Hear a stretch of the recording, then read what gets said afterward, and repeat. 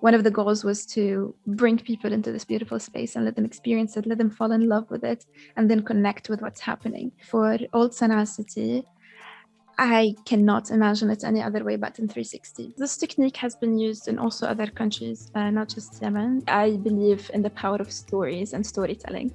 And then the tool comes to aid the story, not the other way around. So for this kind of story, if you want to put someone in the shoes of someone in Yemen, for example, then I think 360 is the best way to go. But it needs to be connected through emotions and through a story. It needs to have a narrative and arc.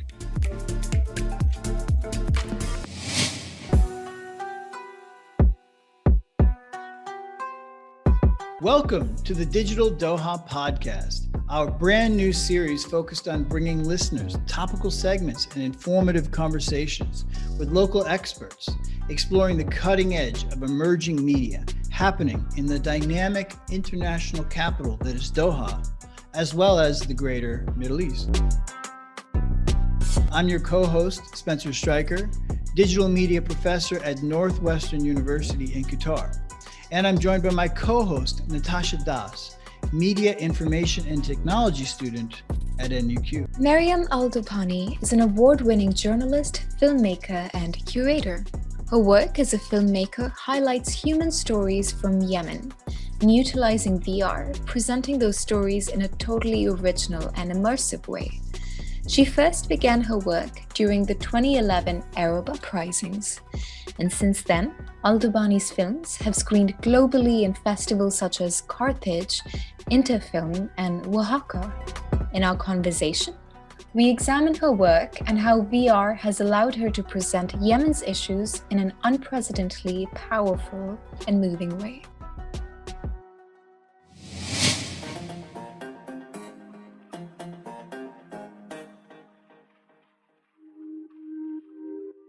How do you think VR adds more to your work when highlighting the stories from Yemen?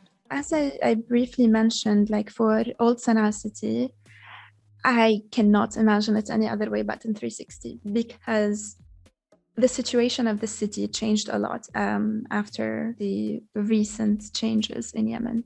There is lots of negligence to the historical buildings, to the walls, just because people now, unfortunately, are all scared and driven into survival, which is extremely understandable. But there are these groups that keep spreading green paint of their slogans all over the city. That is not okay. And there isn't enough awareness to stop this. No one can stop this. These are armed groups. You can't really tell them, don't paint your slogan here. Don't, stick this poster here. This is not okay. You're ruining our city, you're ruining our heritage. So the only way that I can do it with the tools that I have is just to document it as is and then tell human stories from within. So it was the story of Ali and Saddam, these two Yemeni artisans in the craftsmen from Samsarat al-Nuhas, and just a little space for them to have their voices out. It's very short to tell anything more. With 360, the maximum is 10 minutes. Other than that, the audience get tired. You get to feel dizzy. It's still a new field. Like you can't really push too much. And at the same time, you don't want it to be too uncomfortable so people don't want to watch your experience. At the end of the day, one of the goals was to bring people into this beautiful space and let them experience it, let them fall in love with it, and then connect with what's happening, rather than the typical stereotypical way of how Yemen is portrayed in news. It's constantly death, it's constantly bombing, little kids are dying, and then you immediately shut off because these stereotypes blocks empathy, and once that empathy is blocked, you cannot connect. And then it becomes another war in the Middle East, then it becomes something distant that you don't want to be associated with, or you feel so guilty that you just want to push $10 or 10 euros to the nearest charity and then call it a day. Yeah, that's a fascinating answer. So just to kind of follow up on a couple of things. So first of all, so you're saying the AR, VR allows you to really situate the viewer in the midst of this experience so that they can experience it in a sensual way, for lack of a better word, all of their senses are engaged. Yeah. This other piece that you're talking about, I've never heard anyone say it quite like that you want them to be aesthetically appreciating Yemen right? For its physical beauty, its geography, for its culture, its people, before you introduce the aspect of the war, the tragedy that's going on. And that's very smart.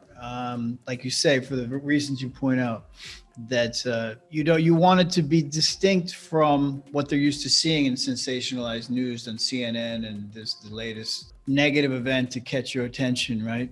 So can you speak more to that? I mean, I know you just talked about it, but maybe developing that more, like for people who are interested in getting into AR and VR, how do you achieve that aesthetic appreciation in your 360 AR, VR filmmaking tool set? So the beautiful thing that I don't need to create anything that doesn't exist. Yemen is full of these beautiful places, not just Old Sana'a city. I'm working on another piece actually now remotely, and you're saying teaching from a distance online is challenging, and I agree with you. How about directing from afar? Oh, right. I can't the location. My videographers has been through so much, and I can't be there to help them. And the work is taking forever, which is understandable. Beyond the distance, beyond being confined in different countries, that is an active war zone. Things are unstable.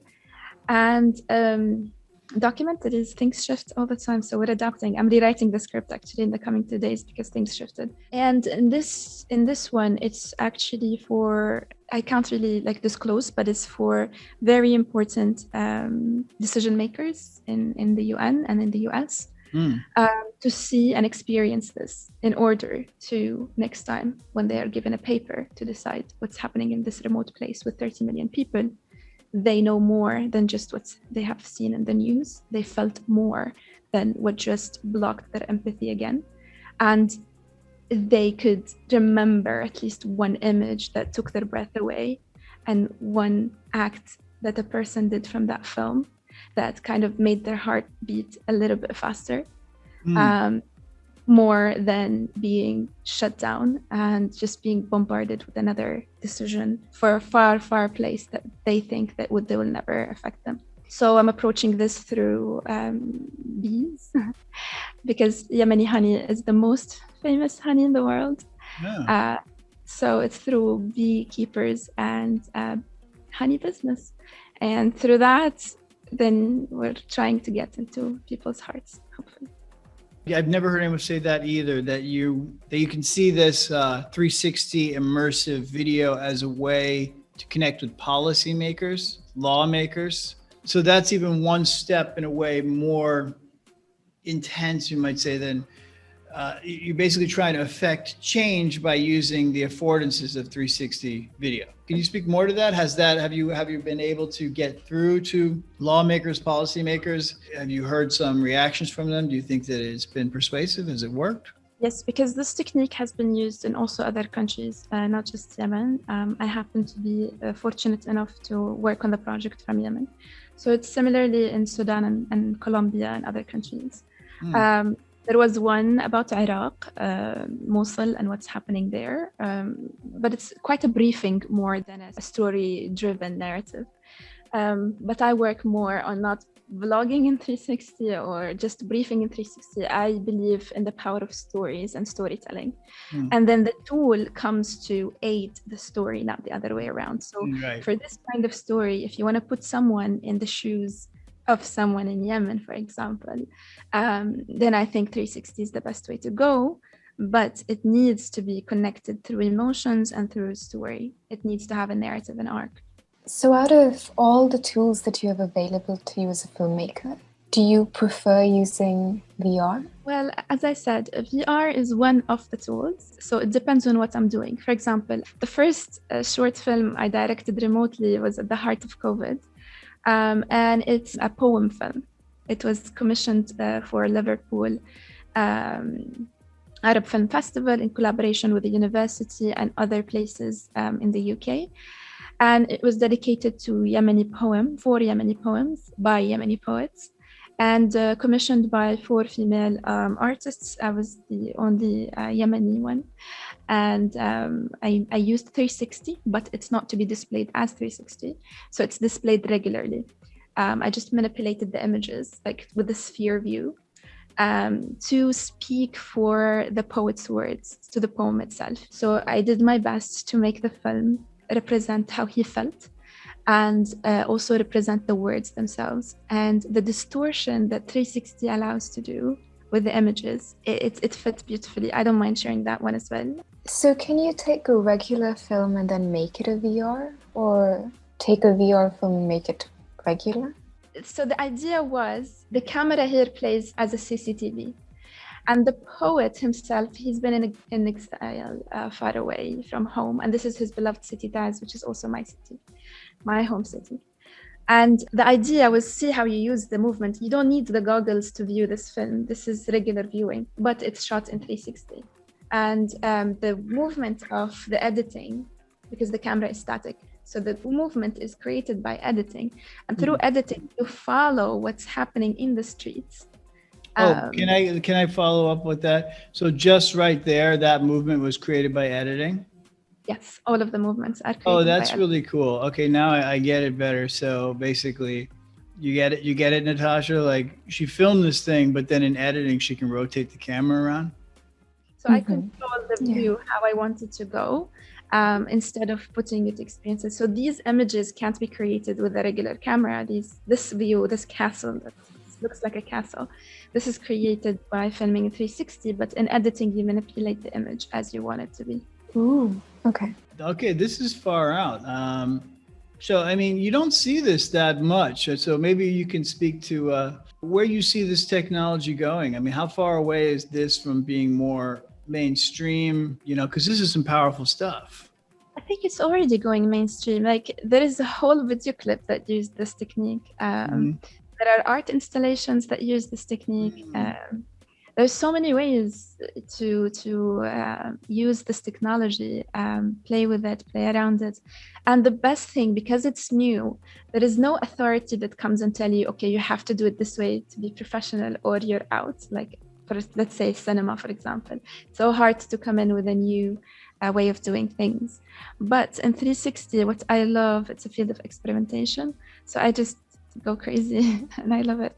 I love the freedom to create. Well, that is fascinating because it makes me think of the very beginning of film itself, right? If you think about Sergei Eisenstein is often brought up as the inventor of montage theory. He was a Russian film editor, very beginning of the 20th century. And he was just trying to see what worked and didn't work and would splice different images together. He was a mad scientist of editing. And at that time, of course, it was completely new technology. So in a way, this is like a similar moment with a new medium, as you say, and you're making it up as you go. And that's incredibly exciting. Absolutely. Absolutely. So what are some more techniques that you see potential for? You mentioned, well, already, I really like this idea of editing and basically moving the camera in post-production as if you're manipulating a 3D scene in a game and basically telling a story that way. That is really interesting. What are some other tools and techniques you're toying around with? I would also like to share the 360 animation installation I created. It's unfortunately not available as part of the exhibition. I think once we graduated, they just kept it for a while and now it's not functioning anymore. It was an exhibition about motherhood in collaboration with Sidra Hospital and with Well Cornell. For UCL, this was like the final exhibition for museum and gallery practice students. And what I did is I used this technology because it's about pregnancy. This one is, I recommend, please try to watch it again with the goggles, but you can scroll around. You can also change the view, I believe. So this started from actual cardboard cuttings, physical cardboard cuttings, and then digitizing that and animating them. So these are all cut by hand, all the images cut by hand. And then digitized. And then these are kind of split of two worlds. This is kind of an extension of one of the films I worked on, Just Another Memory, which was a personal experience, personal healing process, let's say. And within the film, I discuss the loss of a child once I moved here. So within the maternity theme of the exhibition, we decided to touch upon life and loss. So pregnancy usually have two ends. One ends with a child and one ends with a loss, which is part of life. So how to delicately produce a piece that speaks to that, but it's gentle, it's not traumatizing. And here you should do it with sound, because sound does half of the work.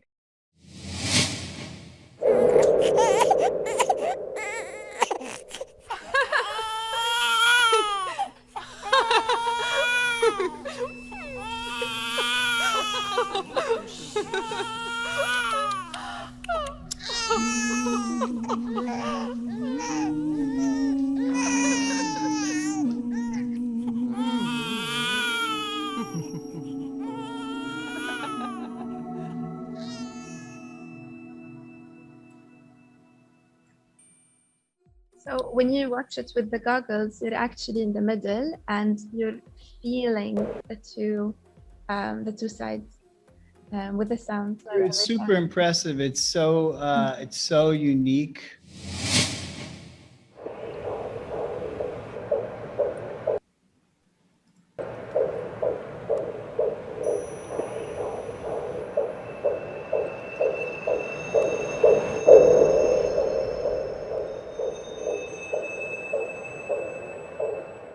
So you hear out the audio has a 360 quality. I think you're like panning it around between the speakers. It's amazing. So we have so much going on. One is you have the ability to control the camera. At the same time, you have this kind of animation, this 2D animation. Then you have the sound going on, the story. It's very, very original. It's very impressive. It was part of an installation. So it's accompanied by a poem, and the poem is available to read in both languages and audio. And it was part of many installations. So this was like a whole section dedicated for life and loss. And I like this kind of Z index, this idea of like layers, there's things in the foreground, midground. Just tremendous potential here for storytelling, yes, also for other things too. I mean, education, you've already mentioned, journalism. And who did you work with to do the art on this? The artist who made the images and cut them with me was my colleague, Charlene Casadrov. I can link you to her, she's incredible. And the person who built the world and edited was Hadir. I think you should definitely interview Hadir. If she's not on your list, which I'm sure she is. She graduated from VCU and she teaches now there. And she is the ultimate experimental in 360. How long did it take to create this piece? The idea process took longer than the actualizing process, if that makes sense, because in any creative work, to have an original idea and then to find ways to create it, that takes more than 50%. That takes a lot. And then creating it, we actually went through phases. So the first phase, it was supposed to be 2 physical statues and then projector on them. And the projector would create this 360 feel. So there were supposed to be 2 projectors, like 2 halves, like the camera itself, and then playing with live trajectory in 360. So it's like a cylinder, but that didn't happen. So then we moved immediately into building this world within 360. And what took the most was drawing and creating the loop, even though they seem quite basic and simple, but that takes a lot of work. But building and editing wasn't that, it was quite fast. It's just the whole process leading up to it was a lot. Yeah, I imagine, because like you said before, you are pioneering this tech and these creative techniques. And when you're trying to push it like that, there's going to be a lot of R&D and experimentation, because you really don't know what there's no blueprint to follow, right? Yeah. You're inventing the design techniques as you go. What's your process like, and how difficult is it to come up with these new techniques? That's such a difficult question, because each person have a different way of coming up with things, right? It's just as everything else in life. The way we think is different, and the way we kind of perceive the world is different. The way how we perceive storytelling is different. How we utilize it is different. For me, it's always to serve the purpose. So if the purpose is to tell X story, then what is gonna suit that X story? What technique, what tools, what methods that will serve the best to that story? And usually these stories are connected to people. So then if it's a character driven, so what is the best that will give justice to this character's story or this person's story? And for example, the animation, I felt I was the center of it because I experienced loss, but also the people who helped me, they experienced both or one. I didn't mention the audio person. She's incredible and she experienced both loss and life. And it's basically a collaboration. I cannot come up with all of this by myself. It's always a conversation and a collaboration and getting advice and ideas and having people on board who are passionate about the idea, because that's important. If people are passionate, they invest, and if they invest, then that shows the end result. Oh yeah, no, that's a terrific point that you make about collaborators, finding people who care as much as you or who are as innovative and creative and passionate about the material. So important, because creative work can be full of emotional highs and lows, and you have to in some ways run off of enthusiasm, and and so it really helps if you have people that care as well, who are also very creatively competent, that basically you enjoy working with. That really helps. And I mean, you can't understate how much that helps take the work up another level, as you say, because all of this type of work is collaborative. You can't do advanced multimedia projects without a team, right? Absolutely. I always refer to it as a tribe. You always need a tribe to help you come up with a film or a piece of art. So always surround yourself with that tribe that keeps you going. Right, exactly. Well said. Your tribe, and you build your tribe. And my own work, like once you find the people that you work well with, that you know that they care as much as you, and you've gone through these creative journeys together, then you want to keep working with them, right? You basically over time you're assembling that team. How much of this material, how much of this ability to do innovative work in 360 immersive video did you learn at Northwestern Qatar? It was kind of the opening the door. So it's just getting my first foot in, getting to know the technology, what it is, and being introduced to it. That definitely was through Northwestern, was through the Mel Lab. And then you learn as you do, because each project is different and each project requires researching, it requires learning something new. If it doesn't, then it's not challenging, then it's not interesting, at least for me. So far, I didn't do anything that's duplicated because I lose interest so fast.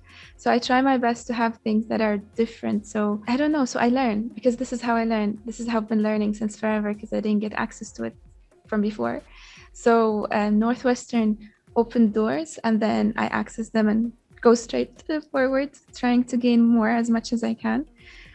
It could get overwhelming sometimes, but I love it. It fuels me. It gives me like this rush. I love going forward and taking kind of the basics, the steps. I take them with me, and then let's try this. Let's see if it works. Just to switch gears a little bit, I was really interested in your multicultural background, like you're Russian and Yemeni.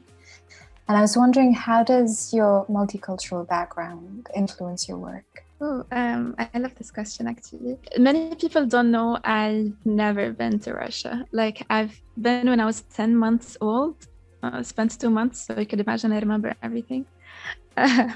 But yeah, so I grew up in Yemen. All I know is Yemen. The longest I've been away is in Doha since 2015. So Doha somehow became my second home. Growing up with a family that is mixed. So at home, we only watched Russian TV. We only spoke Russian. We only ate Russian food. So my Russia was basically my mom and our home. And then Yemen was everything else. And I believe, I love being mixed. I believe it makes you more open to the world in so many ways. Like even our household, my mom is Christian, my dad is Muslim. So we have always been open to everything. Which is something I'm so grateful for. I love the mixes. I feel like mixes blend the borders, and I hope that I'm doing that in my work.